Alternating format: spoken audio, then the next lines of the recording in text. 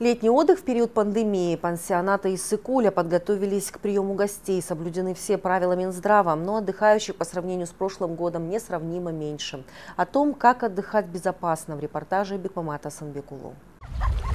Середина июля на Иссык-Куле самый разгар туристического сезона. Но не в этом году. Коронавирус закрыл все границы, и иностранных туристов здесь нет. Значительно снизился и уровень местного туризма. Такого затишья отечественные курорты не видели давно.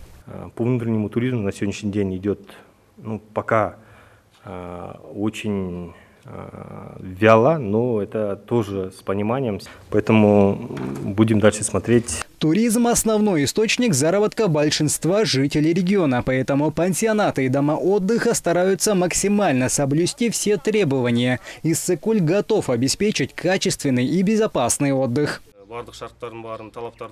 Мы начали работу около 10 дней назад. Получили алгоритм от Минздрава. Все оказалось довольно просто. Установили санитайзеры, дезинфицирующие коврики, ввели масочный режим и обеспечили соблюдение социальной дистанции.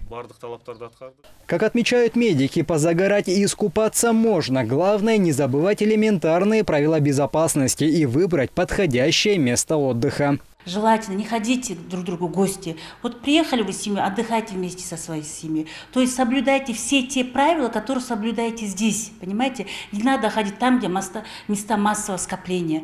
Напомним, санэпидтребования для летнего отдыха были разработаны Министерством культуры, информации и туризма совместно с Минздравом. Участвовали и представители ассоциации курортов.